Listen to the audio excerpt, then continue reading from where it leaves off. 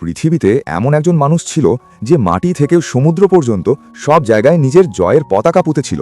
তার নাম শুনলেই মানুষের বুক কেঁপে উঠত। সেই নামটা ভয়ের আরেক নাম হয়ে গিয়েছিল। এই যুবক প্রথমে সান কিংডমের রাজা হয়, আর মাত্র ৩ বছরের মধ্যে পুরো পৃথিবী জয় করে নেয়। এখন সে শুধু একটা দেশের না, বরং পুরো পৃথিবীর রাজা। কিন্তু কথায় আছে না, যার যত বড় ক্ষমতা তার তত বড় দায়িত্ব। সাধারণ মানুষের চোখে সান কিং একজন নিষ্ঠুর স্বৈরাচারী, এমন এক রাক্ষস যে সবার সবচেয়ে বড় ভয়ের কারণ হয়ে দাঁড়িয়েছে। দূরের দিগন্তে আরও একটা রাজ্য আছে যার নাম রেন কিংডম। এই রাজ্যটা হয়তো সান কিংডমের মতো অত ধনী না, কিন্তু এটা তার একদম উল্টো। সান কিংডমে সবসময় রোদ থাকে, এতটাই যে সেখানকার কিছু মানুষ জানেই না বৃষ্টি কি জিনিস। অন্যদিকে রেন কিংডমে সবসময় মেঘ থাকে, আকাশ ছাই রঙের দেখায়। আর এই রাজ্যের মানুষের কাছে একটা বিশেষ শক্তি আছে, তারা গলার স্বর দিয়ে বৃষ্টি ডাকতে পারে। সত্যি বলতে এসব শুনে আমার লন্ডনের কথা মনে পড়ে গেল। সান কিং এই ক্ষমতার ব্যাপারে সব জানত, আর যেমন লোকে বলে সে একজন স্বৈরাচারী, তাই সে ঠিক করলো যে সে রেইন কিংডমের কোনো এক রাজকুমারীকেই বিয়ে করবে। সে রেইন কিংডমে একটা ফরমান পাঠায়, তোমরা তোমাদের রাজ্য স্বাধীনভাবে চালাতে পারো, শুধু আমাকে তোমাদের একটা রাজকুমারীকে বিয়ে করতে দাও। রেইন কিংডমে 4 জন সুন্দরী রাজকুমারী সান কিংডম সম্পর্কে ছড়ানো গুজবগুলো জানত। কেউই খুশি ছিল না যে ওই রাজার বউ হতে হবে, বিশেষ করে কারণ তারা জানত যে রাজা তাদের শুধু বৃষ্টির ক্ষমতার জন্যই চাইছে। শেষমেশ 4 বোন মিলে রক পেপার সিজার্স খেলার সিদ্ধান্ত নেয়, আর হেরে যায় সবার ছোট বোন, তার নাম ছিল নাইকি। নাইকি সান কিংডমের উদ্দেশ্যে রওনা দেয়। সে মনে মনে সবচেয়ে খারাপ পরিস্থিতির জন্য নিজেকে তৈরি করে নিয়েছিল। যখন সে সান কিংডমের সীমান্তে পৌঁছায় তখন রাত ছিল, কিন্তু শহরটা পুরোপুরি জেগেছিল। চারদিকে অনেক জাঁকজমক, কিন্তু পরিস্থিতি যেমন আশা করা হয়েছিল তেমন ছিল না। কিছু কুৎসিত চোর তার মালপত্র চুরি করে নেয়, তার উপর মানুষ তাকে নিচু নজরে দেখছিল, শুধু এই কারণে যে সে একটা কম প্রেস্টিজিয়াস বা মর্যাদাপূর্ণ রাজ্য থেকে এসেছে। অবস্থা একদমই ভালো ছিল না। তখনই একটা দয়ালু আর মিষ্টি পরিবার তাকে সাহায্য করে। তারা রাতের জন্য তাকে নিজেদের বাড়িতে আশ্রয় দেয়। তারা সত্যিই খুব ভালো মনের মানুষ ছিল। কিন্তু বিপদ এখানেই শেষ হয় না। ওই পরিবারের 2 বোনের মধ্যে বড় বোনকে হঠাৎ অপহরণ করে নেওয়া হয়। নাইকি এসব দেখে চুপ থাকে না। সে ভাবে এরা আমাকে সাহায্য করেছে, এখন এদের বাঁচানো আমার কর্তব্য। সে তার বৃষ্টির ক্ষমতা ব্যবহার করে, আবহাওয়া খারাপ করে দেয়, আর ওই নোংরা কিডন্যাপারদের নাস্তা নাবুদ করে দেয়। শুধু তাই নয়, সে তাদের বাধ্য করে তাকে সোজা রাজমহল পর্যন্ত নিয়ে যেতে। অবশেষে নাইকি সান কিংডমের মহলে পৌঁছায়। সে পুরোপুরি প্রস্তুত ছিল যে খারাপ যাই হোক না কেন সে সামলে নেবে। কিন্তু যেই সে মাথা উঠিয়ে রাজার দিকে তাকায়, সে অবাক হয়ে যায়। এটা তার কল্পনার বাইরে ছিল। কেউ আশা করতে পারে না যে পুরো দুনিয়ার রাজা আসলে একটা বাচ্চা ছেলে হবে। হ্যাঁ বন্ধুরা, সান কিং লিভিয়েস মাত্র 11 বছরের একটা ছেলে, আর নাইকি প্রায় 15 বছরের। মানে দুজনই দুনিয়ার রাজা রানী হওয়ার জন্য অনেক ছোট। একটু ধাতস্থ হওয়ার পর লিভিয়াস বুঝতে পারে যে তার সামনে দাঁড়িয়ে থাকা মেয়েটাই রেইন কিংডমের রাজকুমারী। সে অহংকারী সুরে নাইকিকে আদেশ দেয়, আমাকে বৃষ্টি দেখাও, শুধু আমার বিনোদনের জন্য। কিন্তু নাইকি কোনো ভীতু মেয়ে নয়। তার রাগ হয়ে যায় যে তাকে খেলনার মতো ব্যবহার করা হচ্ছে, বিশেষ করে যখন সামনের রাজা নিজেই একটা অহংকারী বাচ্চা। সে রাগে লিভিয়াসের গাল টেনে দেয় আর সাফ বলে দেয়, আমার ক্ষমতা অতটা সহজ নয় যতটা তুমি ভাবছো। আমি যখন তখন বৃষ্টি ডাকতে পারি না। বৃষ্টি তখনই আসে যখন আমি এই পৃথিবীর সৌন্দর্য মন থেকে অনুভব করি। এই পৃথিবীর আসল সৌন্দর্য এর মানুষ, আর সেই অনুভূতিগুলো অনুভব করেই সে বৃষ্টি ডাকতে পারত। কিন্তু সত্যি বলতে লিভিয়াস কোনো কবি টাইপের মানুষ ছিল না। সে নাইকির কথাগুলো আক্ষরিক অর্থেই নেয়। সে সঙ্গে সঙ্গে হুকুম দেয় যে নাইকির জন্য প্রচুর আয়োজন করা হোক, সুন্দর পরিপাটি পোশাক, বিশাল ভোজ আর সব ধরনের আরামায়েশ। নাইকি তাকে বোঝানোর চেষ্টা করে যে সেই পৃথিবীর সৌন্দর্য বলতে প্রকৃতি আর আশেপাশের পরিবেশের কথা বলছিল। কিন্তু যেমনটা আশা করা যেত, রাজার পক্ষে এসব বোঝা সহজ ছিল না। এইসব অদ্ভুত কাণ্ডকারখানার মাঝেই নাইকি একটা জরুরি বিষয় বুঝতে পারে। লিভিয়াস এমন একটা ছেলে যে এখনও পৃথিবীর আসল সৌন্দর্য দেখেইনি। এটা তাদের গল্পের সবে শুরু ছিল। কিন্তু নাইকি যেমন যেমন লিভিয়াসকে পুছতে শুরু করে, সে অজান্তেই তার আরও কাছে টান অনুভব করতে থাকে। সে মনে মনে প্রতিজ্ঞা করে যে সে লিভিয়াসকে দেখাবে পৃথিবীটা আজও সুন্দর। নাইকির একদমই ধারণা ছিল না যে তাদের পথে কত বড় বড় ড্রামা আসতে চলেছে। সে লিভিয়াসকে পৃথিবীর সৌন্দর্য বোঝানোর চেষ্টা করছিল। ঠিক তখনই একটা তীর তাদের দিকে ছুটে আসে। লক্ষ্য ছিল লিভিয়াস। এটা ছিল একটা সুপরিকল্পিত হত্যার চেষ্টা। নাইকি কিছু না ভেবেই তার সামনে ঝাঁপিয়ে পড়ে। তীরটা লিভিয়াসের বদলে নাইকির গায়ে লাগে। যদিও ভাগ্য ভালো ছিল, তীর কোনো জরুরি অঙ্গে লাগেনি। এই আচমকা ঘটনায় লিভিয়াস পুরোপুরি নড়ে চড়ে বসে। এখন তাদের নিরাপত্তা অন্তত এই মুহূর্তের জন্য নিশ্চিত ছিল না। লিভিয়াস সিদ্ধান্ত নেয় যে নাইকিকে কড়া পাহারার সাথে একটা গাড়িতে করে পাঠিয়ে দেওয়া হবে। কিন্তু নাইকি রাস্তায় থাকতেই মহলে, বিশেষ করে লিভিয়াসের ঘরে আগুন লেগে যায়। এবারের হামলা আগের চেয়ে অনেক বড় ছিল। যদি তাড়াতাড়ি কিছু না করা হতো তবে লিভিয়াস আগুনের কবলে পড়তে পারত। নাইকি গাড়ি থেকে নামে আর গায়ের সব জোর দিয়ে মহলের দিকে দৌড়াতে থাকে। ঠিক সেই মুহূর্তে তার ক্ষমতার সবচেয়ে বেশি দরকার ছিল। সে বৃষ্টি ডাকে। প্রবল বৃষ্টি আগুন নিভিয়ে যায়। পুরো মহল পানিতে ভিজে যায়, কিন্তু লিভিয়াস নিরাপদ ছিল। লিভিয়াস ধীরে ধীরে চোখ খোলে, আর যে দৃশ্য দেখে তা ছিল অবাক করার মতো। নাইকির বৃষ্টির পর আকাশে একটা সুন্দর রংধনু দেখা দেয়। সেই মুহূর্তে সান কিং নিজেকে হাসি থেকে আটকাতে পারে না। এরপর মহলে একটা বিশেষ আয়োজন হয় যেখানে নাইকিকে আনুষ্ঠানিকভাবে লিভিয়াসের হবু স্ত্রী হিসাবে সবার সামনে পরিচয় করিয়ে দেওয়ার কথা ছিল। বড় বড় পদের অফিসার আর অনেক ধনী লোকজন এই অনুষ্ঠানে যোগ দেয়, কিন্তু পরে অন্য রাজ্যের কিছু ধনী ব্যক্তি নাইকির সাথে খারাপ ব্যবহার করে। তারা তাকে ছোট করে শুধু এই কারণে যে সে তার রাজ্য সান কিংডমের চেয়ে দুর্বল আর ধনী নয়। নাইকির মনে হীনমন্যতা আসতেই যাচ্ছিল, ঠিক তখনই লিভিয়াস নিজে সেখানে পৌঁছে যায়। সে ওই ধনীদের সবার সামনে অপমান করে, কারণ তারা নাইকির অপমান করেছিল। শুধু তাই নয়, সে ওখানেই বাগানে আরামে শুয়ে পড়ে আর নাইকির কোলকে বালিশ বানিয়ে নেয়। সত্যি বলতে ওই মুহূর্তটা বেশ মিষ্টি ছিল। নাইকি বুঝতে পারে যে লিভিয়াস খুব ক্লান্ত। যদিও তার বয়স মাত্র 11 বছর, কিন্তু রাজকীয় রাজকর্মে সে নিজেকে প্রয়োজনের চেয়ে বেশি খাটিয়ে ফেলে। সে তাকে বলে একটু বিশ্রাম নিতে আর নিজের উপর এত চাপ না দিতে। কিন্তু কোনো কারণে লিভিয়াসের কাছে তার এই কথাটা খারাপ লাগে, আর দেখতে দেখতে দুজনের মধ্যে তর্ক হয়ে যায়। নাইকি তো শুধু তার স্বাস্থ্যের চিন্তাই করছিল, কিন্তু তর্কের পর সে ভেঙে পড়ে। সে ভাবতে থাকে লিভিয়াসকে আমার পরবাই করে না। পরে নিজের ঘরে একা বসে সে মাকে মনে করে। সে একটা গান গুনগুন করে। সে দাসীদের ধন্যবাদ দেয় যারা রোজ তার ঘর সুন্দর ফুল দিয়ে সাজায়, কিন্তু দাসীরা হেসে বলে এই ফুল আমরা আনি না, রাজা নিজে রোজ বেছে নিয়ে আসেন। এটা শুনে সে লজ্জা পেয়ে যায়। সে তাকে বোকা বলে, কিন্তু মনে মনে জানে যে এটা প্রমাণ করে লিভিয়াস তাকে ততটাই পরোয়া করে যতটা সে লিভিয়াসের করে। ওদিকে মহলের পার্টি তখনও জোর কদমে চলছিল, আর সবাই রেইন কিংডমের রাজকুমারীর জন্য অপেক্ষা করছিল। এই সময় লিভিয়াস বেশ অস্থির হয়ে পড়েছিল, কারণ নাইকি তখনও অনুষ্ঠানে পৌঁছয়নি। তখনই তার পরিশ্রমী আর বুদ্ধিমান বাটলার নীল এগিয়ে আসে আর রাজাকে বলে, মহারাজ, যে মেয়েটিকে আপনি নিজের স্ত্রী হিসাবে বেছে নিয়েছেন তারপর একটু ভরসা রাখুন। ঠিক সেই মুহূর্তে মহলের হলে একটা মধুর গান বেজে ওঠে। নাইকি নিজে প্রবেশ করে। তার চারপাশে গোলাপের পাপড়ি উড়ছিল, যা সে বাতাস নিয়ন্ত্রণ করার ক্ষমতা দিয়ে পুরো হলে ছড়িয়ে দেয়। দৃশ্যটা সত্যিই ভীষণ সুন্দর ছিল। নাইকি হাসে, লিভিয়াসের দিকে তাকায়, আর তারপর সেখানে আসা সব অতিথিদের মন থেকে স্বাগত জানায়। তারপর সে আরেকবার সবার নজর কেড়ে নেয়। সে বৃষ্টি ডাকে আর সেই সৌন্দর্যের মধ্যে গান গাইতে থাকে। সবকিছু এখন একদম ঠিকঠাক চলছিল, কিন্তু তখনই মিনিস্ট্রি অফ প্রিস্টহুড বা পুরোহিত মন্ত্রণালয় মাঝখানে বাগড়া দেয়। কারণ রাজ পরিবারে কে বিয়ে করতে পারবে সেটা ঠিক করার দায়িত্ব এই মন্ত্রণালয়েরও ছিল, এবং তাদের মতামত মানা হতো। তারা ঘোষণা করে যে নাইকি আর লিভিয়াসের বাগ্নি বাতিল করা হলো, কারণ সেই পুরনো ওপর আর ফাঁপা যুক্তি, সে একটা দুর্বল আর কম সমৃদ্ধ রাজ্য থেকে এসছে।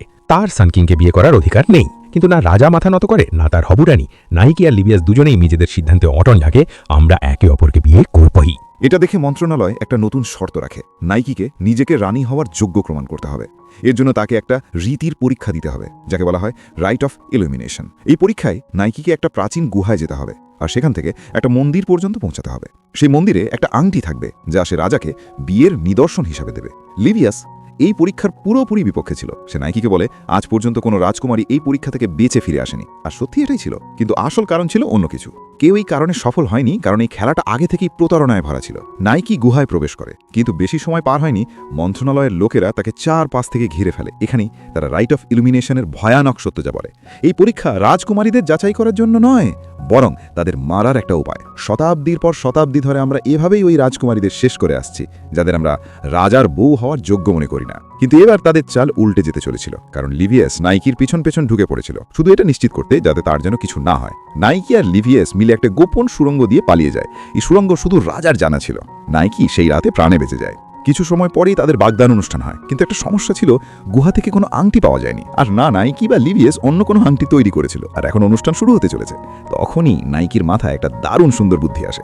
সে নিজের ক্ষমতা দিয়ে সূর্যের চারপাশে একটা সাদা রংধনু বা বলয় তৈরি করে, একদম নিখুঁত গোল একটা আংটির মতো। আর শেষ পর্যন্ত লিভিয়াস তো সানকিংই। এই দৃশ্যটা ছিল জাদুকরী সত্যি, এবং আবেগের দিক থেকে। কিন্তু তখনই একটা লোক এই মুহূর্তটা নষ্ট করার চেষ্টা করে। সে রাজার উপর অভিযোগ তোলে যে রাজা আইন ভেঙেছে, কারণ রাজার ওই গুহা যাওয়ার অনুমতি ছিল না। কিন্তু রাজার অপরাধ ফাঁস করতে করতে সে এটাও মেনে নেয় যে তারা রাজকুমারীকে হত্যা করতে চেয়েছিল। এখন আর দেরি হয়নি, ওই খুনিদের শাস্তি দেওয়ার সময় এসে গিয়েছিল। কিন্তু নাইকি সবাইকে চমকে দেয়। সে বলে এদের মাফ করে দেওয়াই ভালো, আর তাদের মাফ করে দেওয়া হয়। খুনিদের সর্দার নাইকির দয়ায় কিনে ফেলে, আর সে নিজে স্বীকার করে আপনার কারণে লিভিয়াস একজন ভালো রাজা হয়েছে। অবশেষে অনুষ্ঠান শেষ হয়, আর সবার সামনে নাইকি আর লিভিয়াসকে আনুষ্ঠানিকভাবে বাগদত্ত দম্পতি ঘোষণা করা হয়। আর এর মানে এটাও ছিল যে এখন গল্পে একজন প্রেমের প্রতিদ্বন্দ্বী আসা নিশ্চিত। আখের ড্রামা ছাড়া গল্প শেষ হবে কি করে? এখন এমন কিছু হয় যে লিভিয়াসের ছোটবেলার বন্ধু মহলে আসে। তার নাম লুনা। সে ওশান কিংডম থেকে এসছে আর নিজেকে লিভিয়াসের বাগদত্তা দাবি করে। যদিও সত্যিটা হলো রাজার কাছে সে বেশ বিরক্তিকরী মনে হয়। লিভিয়াসের এক মুহূর্ত মনে নেই যে সে কখনো লুনাকে বিয়ে করার কথা বলেছে। যাই হোক, নাইকির জীবনে লুনা প্রতিদ্বন্দ্বী হিসেবে এন্ট্রি নেয়। আর অবাক করা বিষয় হলো লুনা প্রায় সব কিছুতে নাইকিকে হারিয়ে দেয়। নাইকিরও একটু খারাপ লাগে, কিন্তু লুনার লাগে তার থেকে বেশি। পরের দিন লুনা আবার নাইকিকে চ্যালেঞ্জ দেয়। এবারের খেলা হলো গেম অফ চিকেন। সহজ কথায় বলতে গেলে দুজনে ঘোড়ায় চড়ে একই রাস্তা দিয়ে একে অপরের দিকে দৌড়াবে। যে আগে থামবে সে হেরে যাবে, কিন্তু যে থামবে না সে ঘোড়া থেকে পড়েও যেতে পারে। নাইকি রাজি হয়ে যায়। খেলা শুরু হয়, কিন্তু পরিস্থিতি এমন দাঁড়ায় যে লুনা ঘোড়া থেকে পড়ে যায়। তখনই লুনার উপলব্ধি হয় যে সে কখনো লিভিয়াসের জন্য নাইকির ভালোবাসার সাথে পাল্লা দিতে পারবে না। নাইকি সঙ্গে সঙ্গে বাতাস নিয়ন্ত্রণ করে লুনাকে বাঁচিয়ে নেয়। কিন্তু সে নিজে পুরোপুরি ক্লান্ত হয়ে পড়ে। লুনা একটি নতুন ভাবনা নিয়ে সেখান থেকে চলে যায়। এখন তার মনে নাইকির জন্য সম্মান ছিল। যেখানে নাইকি আর লিভিয়াসের কথা, নাইকি প্রথমবারের মতো রাজাকে তার নাম ধরে ডাকে, লিভিয়াস। আর লিভিয়াসের প্রতিক্রিয়া, সে হঠাৎ নাইকিকে চমকে দিয়ে তাকে কিস করে বসে। কিন্তু গল্পের ড্রামা এখনো শেষ হয়নি। মহলে আর একজন ফিরে আসে, লিভিয়াসের চাচা বার্ট। এই একই লোক যাকে লিভিয়াস ছোটবেলা থেকে অপছন্দ করে। আঙ্কেল বার্ট বিশ্ব ভ্রমণ করে ফিরে আসছে। নামে চাচা হলেও আসলে সে একজন সুঠামদেহীন যুবক। সোজা কথায় পুরো প্লে বয়। আর হ্যাঁ, সে নাইকির উপরও লাইন মারতে ছাড়ে না। সে তাকে নিজের ঘরে নিয়ে যেতে চেষ্টা করে। পরিবেশ বেশ থমথমে হয়ে যায়। কিন্তু পরে জানা যায় যে বার্ড আসলে নাইকির বিশ্বস্ততা পরীক্ষা করছিল। তার কোনো খারাপ উদ্দেশ্য ছিল না, কিন্তু কপালে অন্য কিছুই লেখা ছিল। ঠিক ওই সময় লিভিয়াস ঘরে ঢুকে পড়ে আর দেখে বার্ড নাইকির উপর ঝুঁকে আছে। লিভিয়াস রাগে পাগল হয়ে যায়। সে তার চাচাকে নিজেই শাস্তি দিয়ে মেরে ফেলার উপক্রম হয়, কারণ রাজার হিসেবে এটাই ছিল সবচেয়ে বড় শাস্তি। নাইকিকে তার ঘরে বন্দি করে দেওয়া হয়। কিন্তু নাইকি চুপ থাকে না, কারণ সে জানে বার্ড আসলে লিভিয়াসের পরোয়া করে। নাইকি লুকিয়ে ঘর থেকে বের হয়, বার্ডকে মুক্ত করে, আর তারপর লিভিয়াসকেও নিজের সাথে নিয়ে যায়। সে তিনজনকে একটা শান্ত জায়গায় নিয়ে যায়, যাতে সব মিটমাট হয়ে যায়। অবশেষে সব ঠিক হয়ে যায়। লিভিয়াস বার্ডকে প্রধানমন্ত্রী বানিয়ে দেয়। এখন তার মনে নিজের চাচার জন্য কোনো ঘৃণা অবশিষ্ট নেই। বার্ড পদ গ্রহণ করে আর যেতে যেতে নাইকির সাথে আবার ফ্লার্ট করে। সত্যি বলতে এই মজাটা খুব একটা জুৎসই ছিল না। এরপর অ্যানিমের ফাইনাল অংশ শুরু হয়। নাইকিকে কিছুটা চিন্তিত দেখায়, কারণ হলো রেইন কিংডম থেকে আসা একটা চিঠি। চিঠিতে লেখা ছিল যে নাইকির দাদি এখন জীবনের শেষ পর্যায়ে। মরার আগে তিনি নাইকিকে একবার দেখতে চান। নাইকি সঙ্গে সঙ্গে যেতে পারে না, কারণ তাকে কিছু ধনী অতিথিদের সামনে বৃষ্টি ডাকতে হতো। সে বৃষ্টি ডাকে, কিন্তু লিভিয়াস অনুভব করে এই বৃষ্টি নাইকির সাধারণ বৃষ্টির মতো ছিল না, এতে সেই প্রাণ ছিল না। যখন লিভিয়াস এর কথা বলে, তখন নাইকি অবশেষে নীরবতা ভাঙে আর সবকিছু খুলে বলে। লিভিয়াস এক মুহূর্ত দেরি করে না, সে সঙ্গে সঙ্গে রেইন কিংডমের উদ্দেশ্যে রওনা হয়ে যায়। সফরটা লম্বা ছিল, আর সামনে গল্পের সবচেয়ে আবেগঘন অংশ শুরু হতে চলেছিল। কিন্তু যখন তারা সেখানে পৌঁছালো, জানা গেল যে এসবই ছিল এক ধরনের মিথ্যা সতর্কতা বা ফলস অ্যালার্ম। মজা বলুন বা হয়তো আমি একটু বাড়িয়ে বলছি, যাই হোক, নাইকির দাদি পুরোপুরি সুস্থ ছিলেন। সবাই তার সাথে দেখা করে, আর তারপর লিভিয়াসের দেখা হয় নাইকির অপরূপ সুন্দরী বোনদের সাথে। ওপর ওপর তো সব ঠিকই মনে হচ্ছিল, কিন্তু পর্দার আড়ালে নাইকির দাদি একটা চাল ছিলেন। তার সাথে ছিল পরিবারেরই এক সদস্য কাঠোরা। তাদের দুজনেরই উদ্দেশ্য একটাই ছিল, যে কোনো মূল্যে নাইকিকে আর সান কিংডমে ফিরে যেতে না দেওয়া। অন্যদিকে অন্য পাশে নাইকির বোনদের বিপরীতে লিভিয়াস ততটা খুশি ছিল না। সে একা একা ছিল, একটু বিরক্ত, একটু মনমরা। নাইকি তাকে খুশি করার জন্য তার কাছে যায়। সে তাকে রেইন স্টার্স দেখায় আর তার জন্য চালের পাতলা পায়েসও বানায়। দুজনের মধ্যে একটা মিষ্টি আর শান্তিপূর্ণ কথাবার্তা হয়। নাইকি অনুভব করে যে এই মুহূর্তগুলো তার জীবনের সবচেয়ে সুন্দর মুহূর্ত। আর হঠাৎ সে লিভিয়াসকে কিস করে। দুজনেই লজ্জা পেয়ে যায়, কিন্তু দূর থেকে চালাক কাঠোরা সব দেখছিল। কিছুক্ষণ পর কাঠোরা নাইকিকে কথা বলার জন্য ডাকে, কিন্তু এটা কথাবার্তা ছিল না, এটা একটা ফাঁদ ছিল। নাইকিকে ধরে ফেলা হয় আর একটা জেলে বন্দি করে দেওয়া হয়, যাতে সে মাঝখানে বাধা দিতে না পারে। আসল পরিকল্পনা ছিল সান কিংকে এখান থেকে ভাগিয়ে দেওয়া। শুধু তাই নয়, নাইকির দাদি লিভিয়াসের স্মৃতি মুছে ফেলার প্রস্তুতি নিয়ে ফেলেছিলেন, যাতে নাইকিকে আর ফিরে যেতে না হয়। কিন্তু তারা জানত না যে লিভিয়াস ওই চাল বুঝে গিয়েছিল। সে নাইকির এক বোনের সাহায্যে তাকে খুঁজতে বের হয়, কিন্তু রাস্তায় তার সরাসরি দেখা হয় নাইকির দাদির সাথে।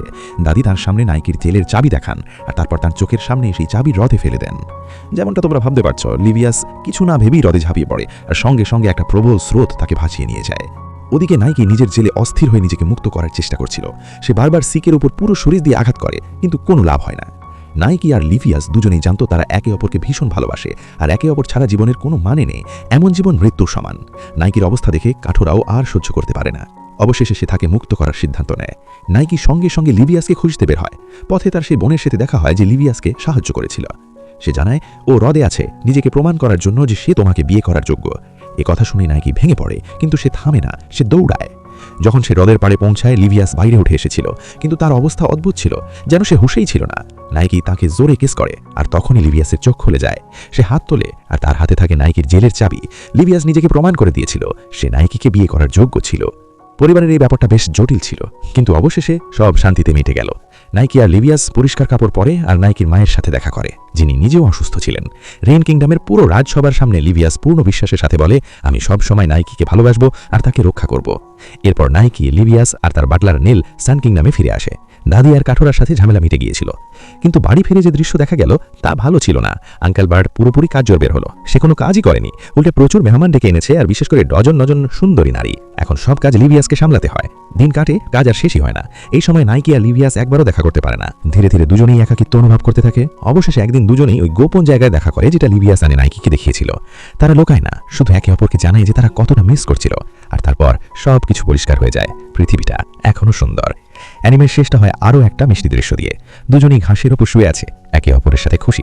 আর সবসময়ের মতো যদি তোমাদের এই গল্পটা ভালো লেগে থাকে তবে চ্যানেলটা সাবস্ক্রাইব করো। এমনই আর ভিডিও আসতে চলেছে। তাহলে দেখা হচ্ছে পরের ভিডিওতে।